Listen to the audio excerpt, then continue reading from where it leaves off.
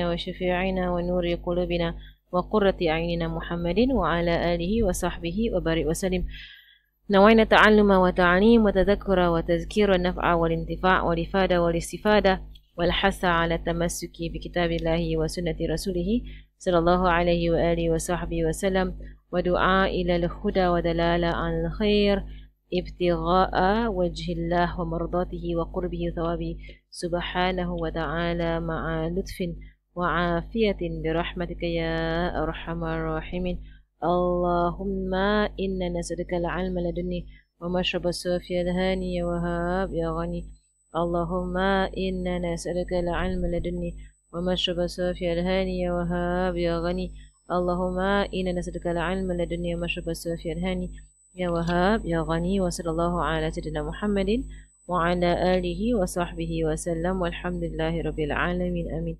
Alhamdulillah. We're on a chapter of purification. فصل يجب الاستنجاء من كل رطب خارج من أحد السبيلين بالماء. نعم، بالماء أو بالحجر. Right, so we're on the part of istinja, fil istinja. Right, so what is istinja? Right, so istinja lughatan and shar'an. Do you remember? I'm going to test you all. What is istinja lughatan and shar'an? Istinja. Anyone remembers? From Safinatun Najah. Okay, so for istinja lughatan and shar'an, it is to remove the najis that exits from a person's privates, either by water or by stone, in accordance to the condition set. Okay, it is the removal of, or the removal of najis, privates of an individual by water or by stone, by the conditions set. So istinja.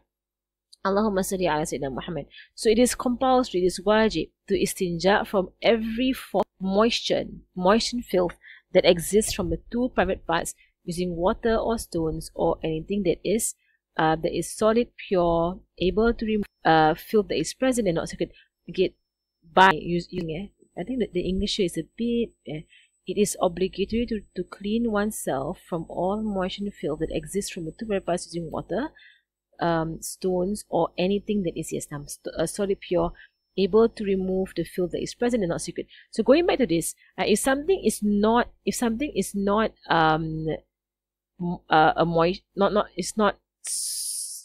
moist, right? So meaning if something exits a person dry, right, there is no compulsion of istinja for that person, but there is hardly possible, right? It's hardly possible for something to exit a person and it's dry. Okay? Yeah, it's not possible. No matter what exits a person, there's always some moisture that comes with it. But if that like a dry stone or dry rock for some reason exits a person, then there is no compulsion on istinja, right? But it is wajib otherwise, right? So to use water, and water is full cleansing, or stone, it is cleansing in its meaning by the Sharia, but it's not by the language, it's not physically cleansing, right? Because stone is basically a leeway by the Sharia for human beings to use if they cannot find water. And in the same definition of stone is anything that is solid, pure, able to remove filth that is present. It means it is rough. Right? It's rough and it's not sacred, as we went into the definition of stone in Safinatun Najah. Right? So in our modern day context, to use dry tissue paper, right, that would suffice as stone. Right? On the condition that it is not mixed with anything else. And also, we went through the entire 8 conditions. And remember, when you go and refer to Safinatun Najah, there are 8 conditions with regards to using tissue paper or stone to clean yourself from istinja. Okay, so Allahumma salli ala Sayyidina Muhammad. Let me just go through again the 8 conditions. So first and foremost, it has to be solid, right? It has to be, it can't be liquid, fluids. You cannot istinja with something that's not water. Right? You can only istinja with something that is water. Right? So you can't use like other forms of fluid. Allahu Alam. It has to be solid.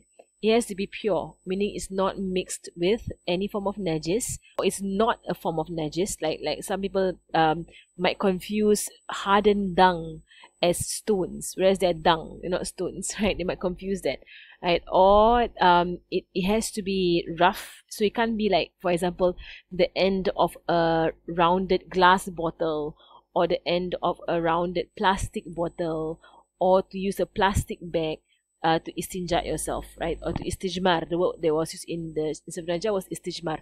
Right? So you can't use a plastic bag to do it, because plastic bags are not able to remove filth. They're not rough.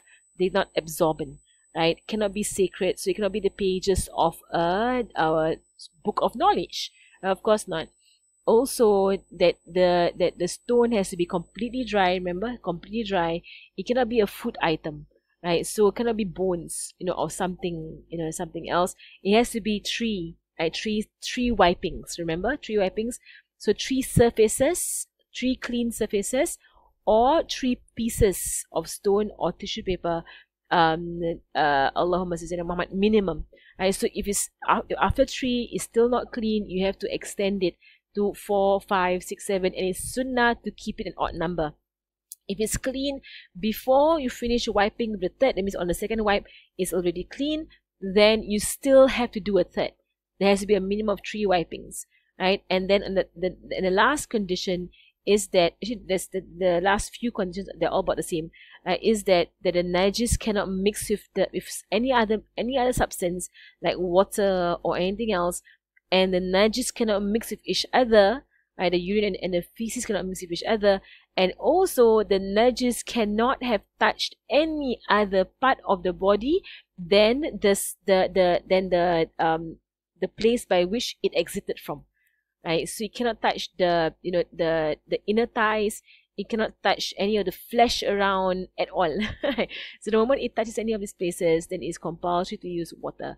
And when I explain this to you all during Sifr Najah, you remember that comes the question: when do these conditions actually, when do we actually meet these conditions? The answer is if you're squatting. If you're squatting and doing and going to the bathroom, then there's a chance of you meeting all these conditions. And also, if you don't have a very wet diet, right? So if what comes out of you is not, wet, so wet coming out, then it will dirty the entire, parts. And then comes the question: what if, you have no water and you have to use tissue paper, and then you don't fulfill the 8 conditions? While urinating, it trickles to your thigh, and then now the urine has moved to your thigh. Right, so you wipe it. Then what do you do now? You have no water on you. You really cannot find water at all. Right, then you just take wudu to pray, and you have to qada out the prayer, because you prayed the prayer with najis to remove the najis. Okay, so that's the answer lah. Qada. Okay, it is recommended to use both stones and water during purification, and in fact, Rasulullah sallallahu alaihi wasallam praised the Ansar.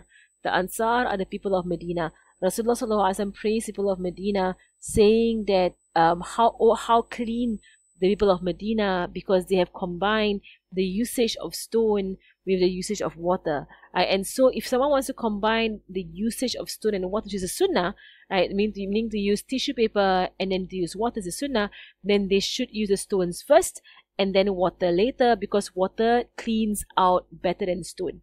Doesn't make sense for you to use water first and then stone later, or water first and tissue paper later, because the water has done the complete cleaning already. Then you're just wasting your time using tissue paper, and in fact you can't use tissue paper if there's already water there, and it will mix with the paper itself and make the paper wet. Right? So if you want to perform this sunnah, the tissue paper is actually to remove the najis itself. Right? So tissue paper is there to remove the najis, the ayn, the substance of the najis itself, and then the water is to give you a complete clean. But however, if you can't use, if you say it's too long to do both, then stick to water lah. Stick to water. Water is cleansing. And water is actually physically cleansing. Tissue paper or stone is not physically cleansing, but by the Sharia, it is enough to perform your prayers. Okay. It is in this case also recommended to use them even for lesser than 3 wipes if you have water with you. So if you don't have enough tissue paper, you have enough to have like 1 wipe or 2 wipes, you still use them if you have water with you later on, so as to bring together 2 methods of purification. If one were to choose between the 2, water or stones, of course water is preferred because water is a complete cleansing. The conditions of using stones for purification are as follows, as I went through. The filth has not dried up. It has to be in a sense, freshly out of the private parts. So it couldn't have dried up in any way. The filth, because when you wipe something that is dry, you're not doing anything to it, right? When you wipe it when it's dry, you're not doing anything to it. If you put water on it, now you have mixed it with water. So now you have to wash it already. And so the condition is that it cannot have dried up. Right? So if someone urinated, then need to use a tissue paper to wipe off the area by which the urine exited from. Right? Straight away they must do that. If the urine were to trickle to another part of the body and it dried there, first and foremost, the trickling already made it that you can't use tissue paper, and that it dried up, it made it that you can't use tissue paper. Okay, B, the filth must not have shifted to another area of the body or anywhere else. C, no foreign filth is present, meaning that it cannot mix between the 2 filth. Right? It cannot mix between the urine and the feces. D, the filth must not exceed the boundaries of the anus or tip of the penis for the men, and for the woman, like wherever our urethra is, where the urine comes out of, and wherever our vagina is, where for in this case you say discharge lah, I guess, because where your menses comes out from, right? So for example, because now comes the question, right? If someone's on istihada, okay, if someone's on istihada and they don't have water, so they go to the bathroom, right, and then they have to wipe away the istihada that is at their private parts, right? So because this makes it more complicated, right? So in this case, they have to wipe it to the best of their ability, right? And then that blood of istihada is forgiven, is ma'fu anhu, is forgiven, right? So that's the only time whereby you have to do wiping. But if let's say you have a lot of discharge and you go to the bathroom, right, and then you have water to wash discharge, and discharge is najis, so again you wipe it to the best of your ability, right? Ensure that it does not move to other parts of the body. Ensure, right? It's just wherever it is. And usually for discharges, it's out bit by bit, right? So it does not actually dirty other parts of the body. Usually it doesn't, right? It will be absorbed straight away by your liner, usually. Right? Allahu Alam. Right? But if it does move to other parts of the body, then you need to use water to wash it.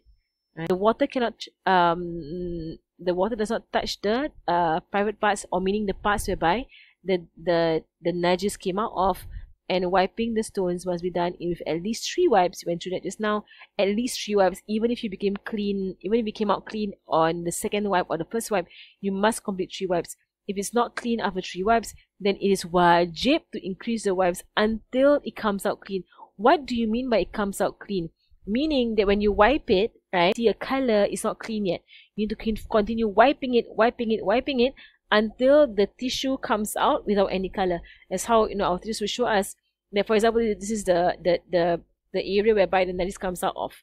So the first wipe, and for example, the anus.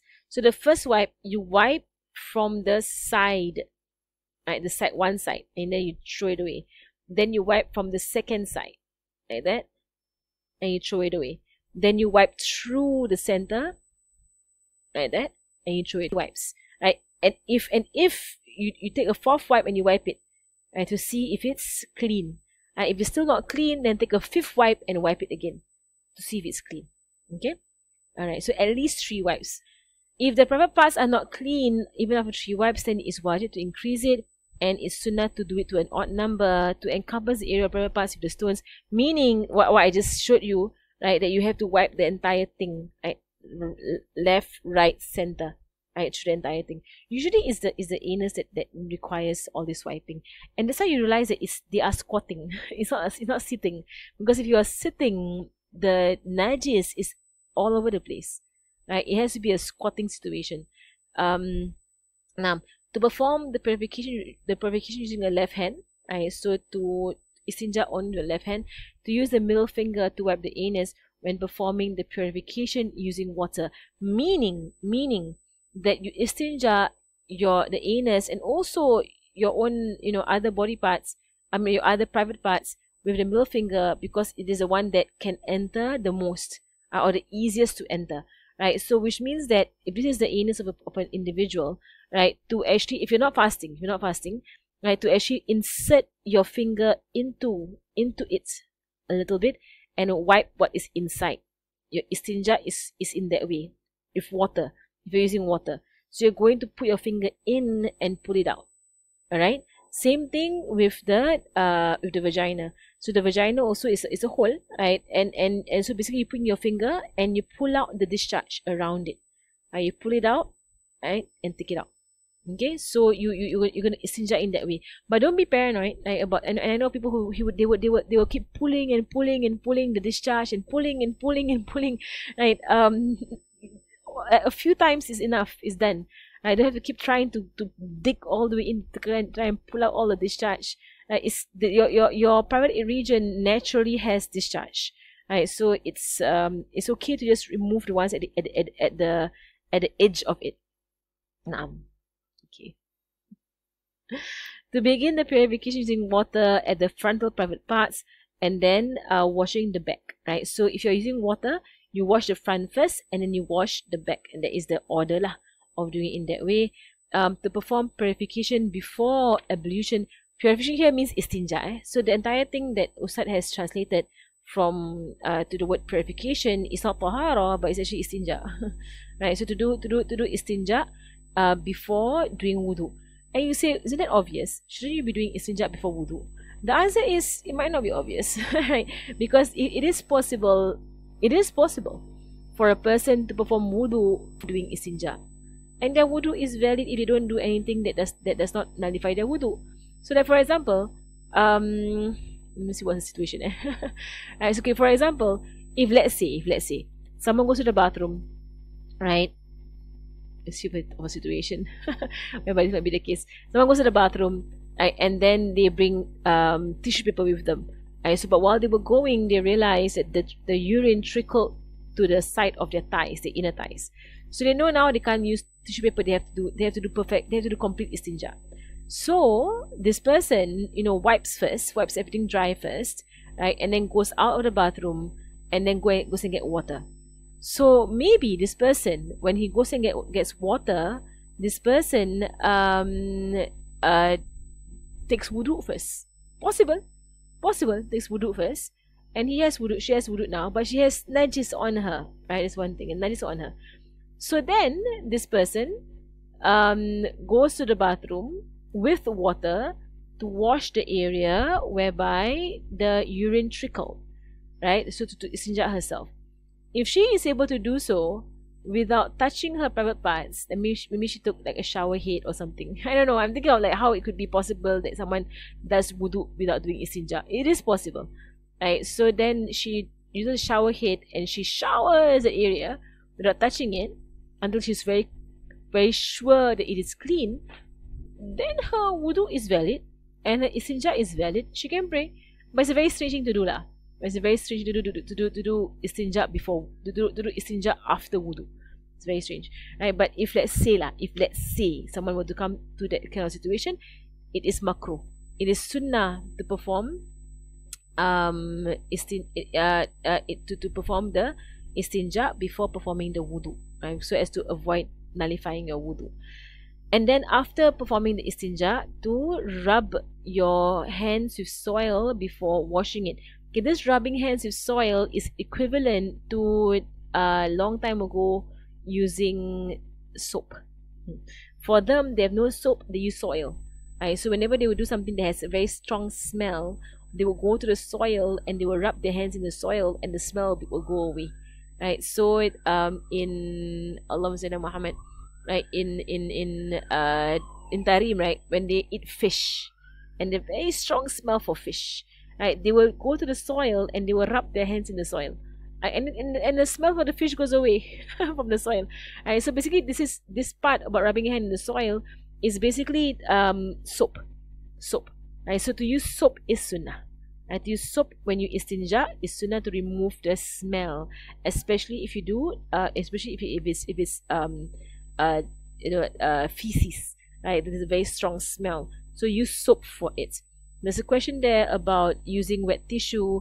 No, you cannot use wet tissue for istinja.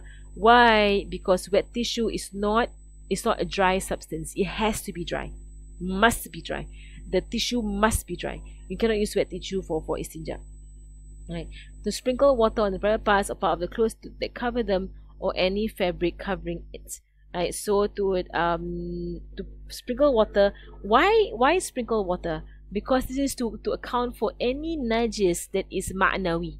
Right. Najis that is ma'nawi is like you suspect there could be najis, like drops of najis over there, but you can't smell it, nor can you see it, nor is there any substance of najis. But you think that it's possible that there is najis that has splashed, that you can't see, you can't perceive. Right, so this najis is accounted for by sprinkling. Right, so it's sunnah. Why? Because you don't know if there's najis or not. Right, so, but if you do know if there is najis, if you do know for sure there's najis, but you can't detect it, then you must wash the body, the clothing. But if you suspect, but you're not so sure if there is najis or not, then it's enough to sprinkle, right, to account for it. And then after finishing your istinja, to recite the dua after istinja, which goes, Allahumma tahhir qalbi minan nifaq wa hassin farji minal fawahish. O Allah, purify my heart from hypocrisy and protect my private parts from vices. Inshallah. Okay, so memorize the dua of istinja. Okay.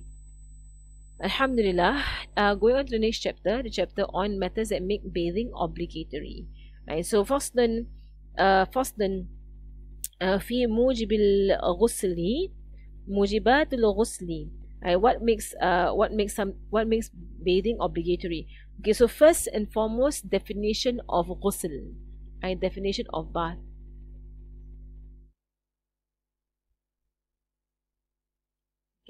So you have linguistic definition, right? So the linguistic definition of bath, it is to have water flow over the entire body, right? Or water flow over something. I know entire body over something, right? Water flow over a thing. Okay, that is for linguistic meaning. Sharia meaning of ghusl is water flow over every part of the body with niyat. Okay, water flow over every part of the body with niyat. That is bath. Right. So what would necessitate the bath or make compulsory? Death. And so death makes the bath compulsory, but the compulsion is on the living. Right, so is on the living. Of course, on the living, because the one is dead.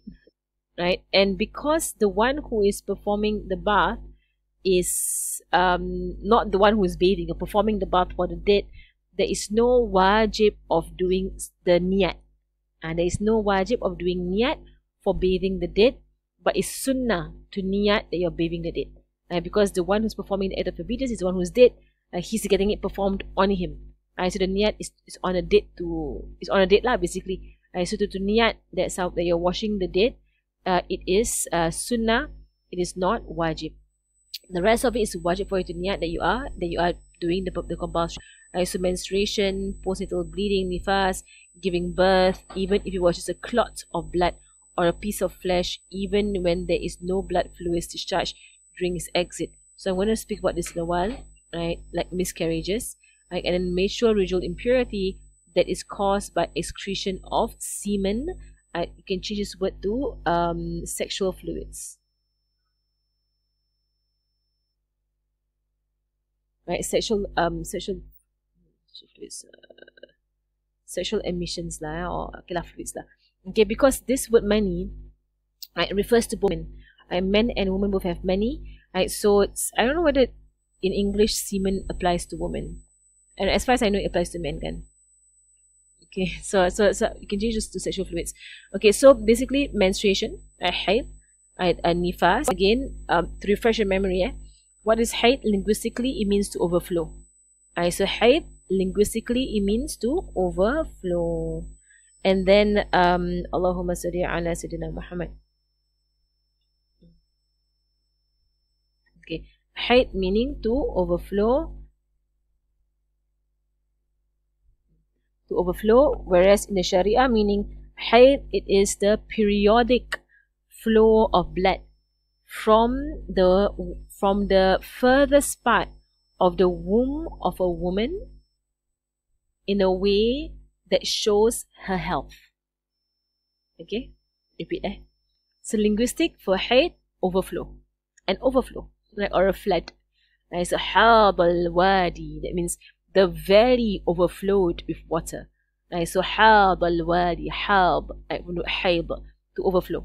Linguistically, it means to overflow. By the Sharia, it means a periodic flow of blood from the furthest end of a woman's womb, and from the furthest end of a woman's womb in a way that shows her health. Right? So, and the reason why it's called a sayyidat is because when you're bleeding, usually it is associated with illness, or injury. You will not associate bleeding to health. But for menstruation, specifically only menstruation, the bleeding, the periodic bleeding, the monthly bleeding that you have, it's a sign of your health. If you have a healthy, monthly cycle and it ends within 7 days, you're a healthy individual. You're a healthy woman.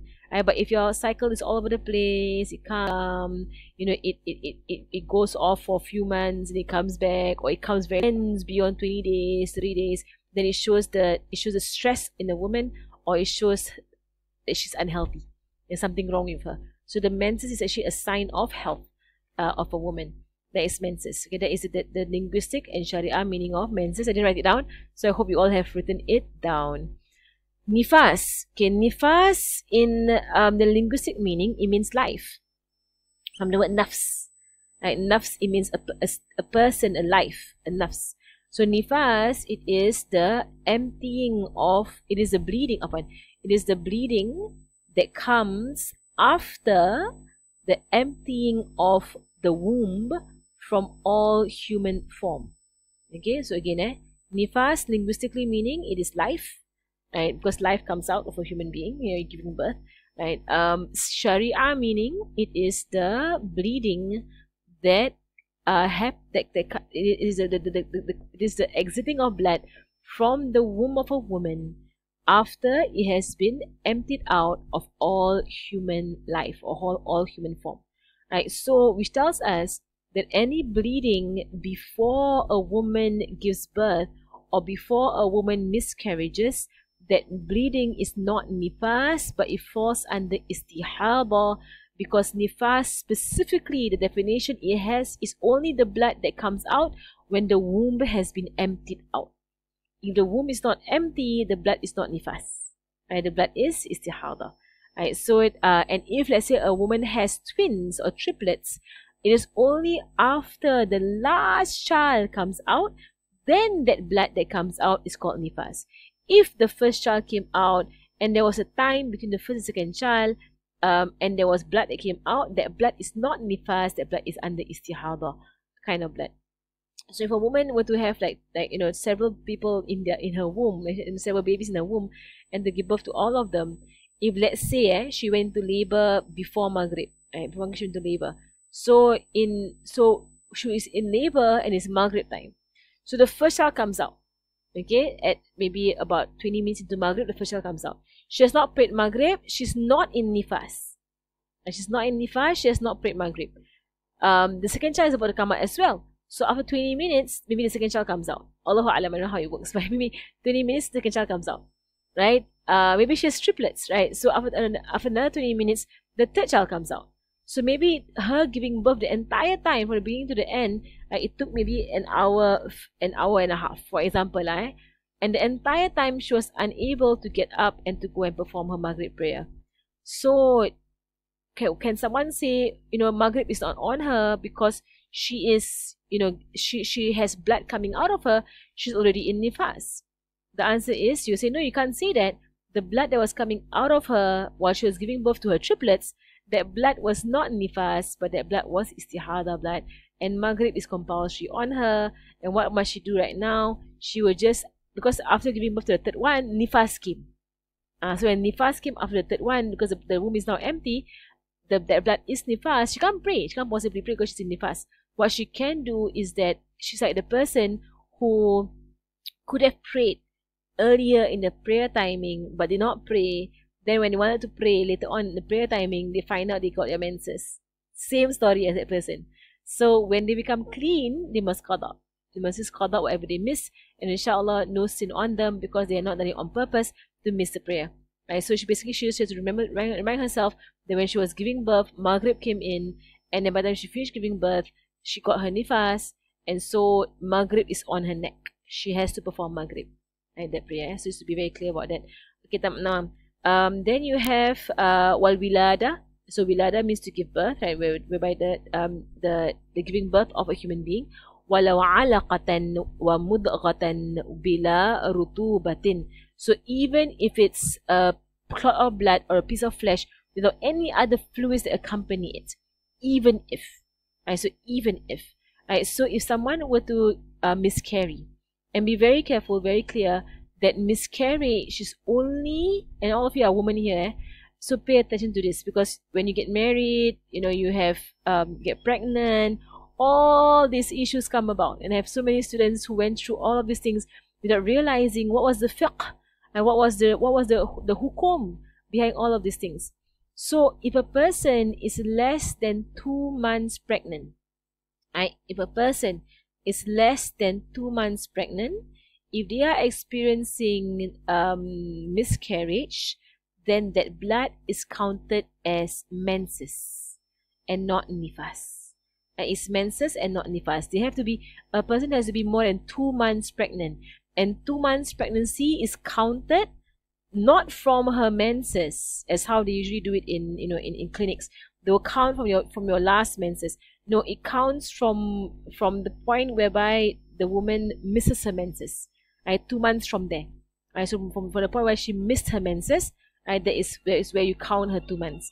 Right, so if she had, Muhammad, right, so if she had a miscarriage prior to the 8 weeks being completed of pregnancy, then that blood is menses. And she has 15 days for that blood to clear. Right? If she is further along, in her pregnancy, then she sees blood. Right? That blood is still istihada because the baby is still inside.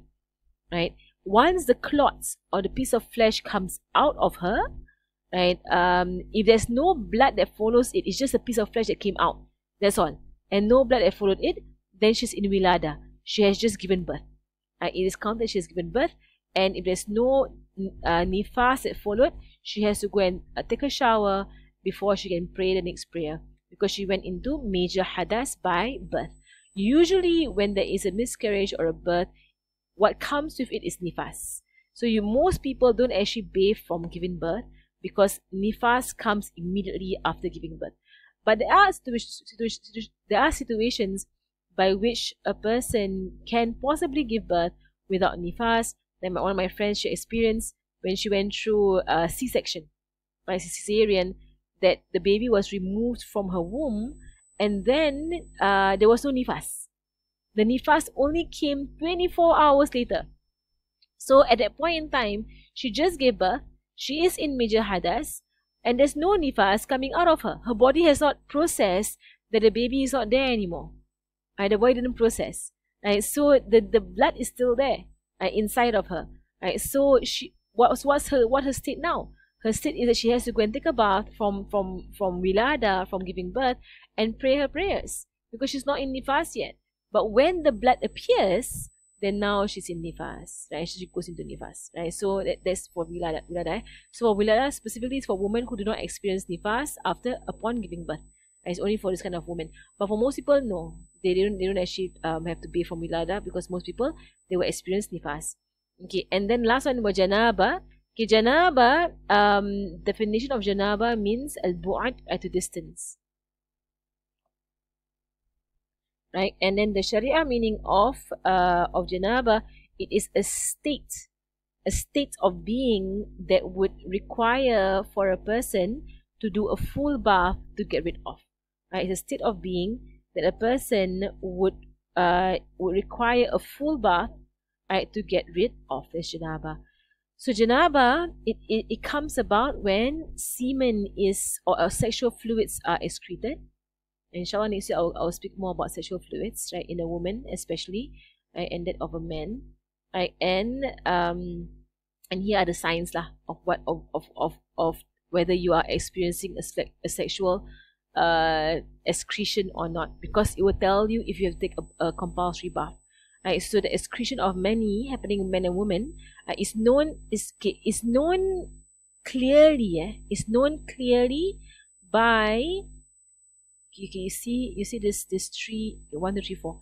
You see these 4 signs. This is very important. It's very important because why? A lot of people don't realize that they are in janaba. They don't actually realize they were in junub because of a dream or because of an experience or whatsoever. They don't know they actually have to go and take a bath, and especially women didn't realize that what they just experienced was actually something that will put them into junub, especially for those who have not gotten married. So they don't know they just experience a sexual high. And if you had a dream, and a woman can have wet dreams, and a woman can come into puberty by wet dreams, right? So it's not that a woman has to go through menses. A woman can go through wet dreams. A girl, a 9, because from as young as 9, right? So a 9-year-old girl or a 10-year-old girl, she can actually experience a wet dream and have sexual emissions from herself and wake up in junub without having had her menses yet. And this would count for her to have reached puberty, right? So from all these signs so when any of these things happen, you have come into junub, right? So important to take the bath, right? So the first one, right, second one, third one, and fourth one. Okay. So the first one is the excretion of semen, right? Or you can say sexual fluids. Okay. Sexual fluids can be known from its characteristic excretion that occurs in pulses, spurts, or contractions. In Arabic, you say dafa, with dafa, right? That means it will come in spurts, right? It's a very distinct sensation, very distinct. Right? So if you feel this spurting movement, right, in your private area, then that is what's going on. That means you're in junub right now. It is accompanied by an orgasm. So they say our lazzatin bikhurujihi lazzatin. That means that there is a sexual high, an orgasm, which is also very distinct. That cannot be mistaken for anything else. Right? So which is why it's very clear if money came out. It's very clear because of this specific characteristics. Then number 3 and number 4, it smells like starch or dough when it's still wet. It smells like egg white when it has dried. If you can smell it lah.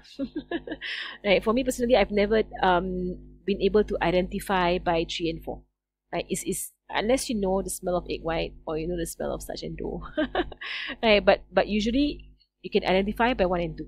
Right. For those who are married, right, if you've ever experienced it, not all women experience it. Not all. Right. So some experience, some don't experience. An unmarried woman can possibly experience by a dream.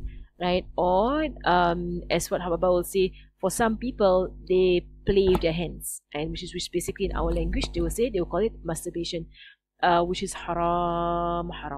Right, it is a major sin. Right, it's a major kabair. In Arabic they say al-la'b bil-yad, right, to play with the hands. On the day of judgment, the one who played with their private regions with their hands, they will come on the day of judgment with their hands as huge as a mountain, and then their hands will cause for them to be flung into the hellfire. Okay, so and mashallah, I do a lot of consultation. There are anonymous consultation, and a lot of people in our society they're struggling with this addiction, of masturbation. Just some time ago, I was talking to a person in her late years. And she began doing this when she was a child. She learned to do it. Allahu alam how she learned to do it. I didn't ask questions about how she learned to do it, but she's struggling with the addiction. It's an addiction, right? So Islam puts a stop to it. There are opinions out there you might come across whereby some people say it's permissible because it's a lesser of two evils. Between zina and masturbation, it's a lesser of two evils, and if it satisfies an individual and stops them from committing zina, right? But other scholars say no, it actually fuels. Instead of stopping, it fuels more and more sexual obsession, right? So it's a terrible thing. It's a terrible thing, and people should beware of it and not let shaitan, not let shaitan come and influence the person into this kind of terrible activities. Okay, now, so for me, clearly, I take the opinion that it is a major sin. That's the opinion that I take. And I don't take the other opinion whereby, and I know some scholars will say, and some Asatiza will say that is permissible. For me, I don't take that opinion whatsoever, because of having spoken to so many youngsters from as young as primary school, secondary school, even young people who are struggling with this. Is a terrible illness in people. So I agree with the scholars who and majority of the scholars, in fact, the majority of the scholars say major sin. A small minority say permissible, right? So I agree because of the amount of ills that has been brought to society by this terrible thing. Right? So if anybody is involved in it, then stop it. Stop it. Right? Try to find something else. There was a person who came to me and she said that she can't.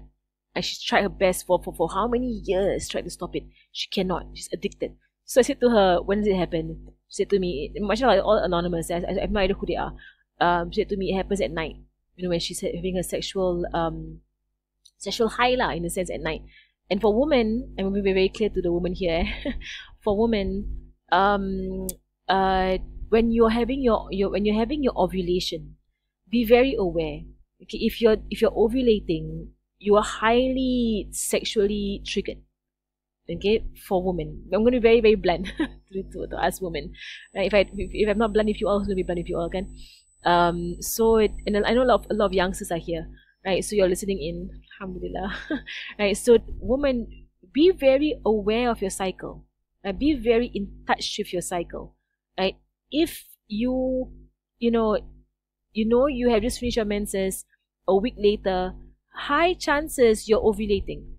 And when you're ovulating, your sexual desire is at its peak, because that's natural for you to conceive, right? If you're married, you probably want to be with your husband and then and conceive a child. Naturally, the body does that. It pushes you. The hormones push you to being needy, to wanting affection, wanting comfort, wanting physical closeness and so on. If you know you're in that part of your cycle and you're not married, right, then be very aware. Do more ibadah, fast, distract yourself with acts of worship. And I told this woman, when she was telling me that she had a lot of major problem in this, and I said to her, she said it happens at night, and then she tends to do it. Otherwise, she can't sleep. She can't actually sleep. The addiction is to that extent. So I said to her, take a tasbih, and you do your zikr, your tasbih. And whenever you feel tempted to do it, take the tasbih and wrap it around your hands. like you see here with tasbih, right? Inshallah. And get married quickly lah. Right, I said, do this. Wrap it around your hands. Just tie it around your hands. I don't think it's able to do anything. Hopefully, a tasbih around your hands. Stop it. Right? And she said she'll try doing it, inshallah. Right? And I said, just be aware of your cycle also. Right? So if you know you're in a very needy part of your cycle, then do things to get yourself to sleep quickly, so you don't actually fall into this. And it's basically it's an addiction, is a struggle. Right? So and I apologize that I have diverted, and this talk probably is going to be cut off. And I'm not going to upload the last part. So I'm probably going to cut it off so that it's not out there, inshallah. Okay, wasallallahu ala sayyidina Muhammadin wa ala alihi wa sahbihi wa sallam, walhamdulillahi rabbil alamin. Any question? How should we talk to children in the age of puberty about wet dreams? Good question, actually. You have to talk to them.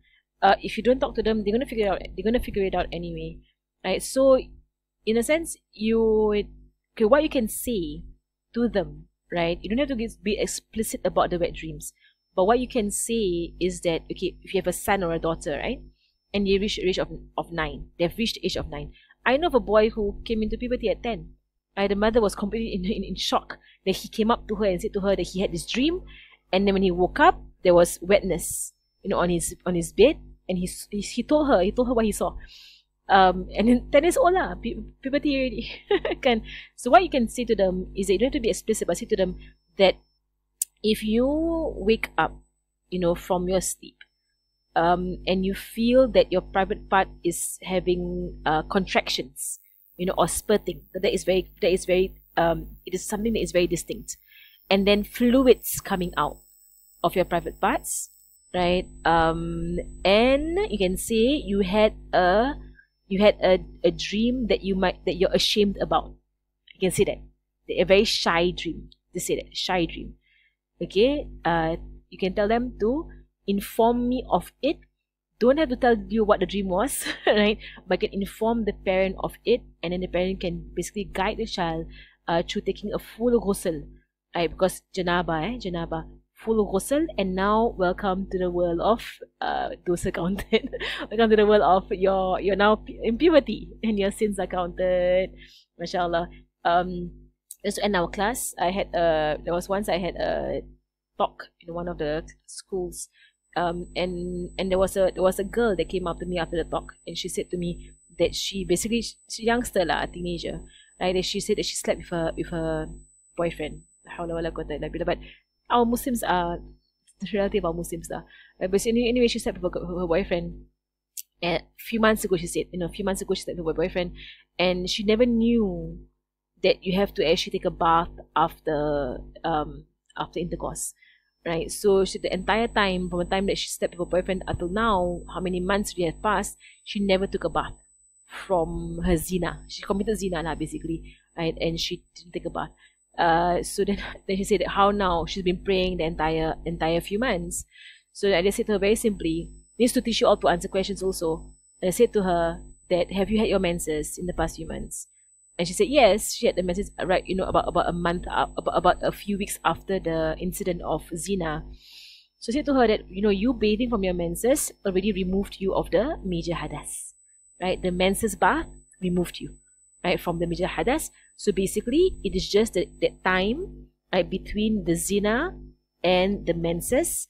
Those days of prayer, you have to qada, right? And of course, a full tawbah, right, from zina. So answer questions calmly lah, and just walk them through it, right? MashaAllah. Okay, we'll stop there for today. Wa sallallahu ala sayyidina Muhammadin wa ala alihi wa sahbihi wa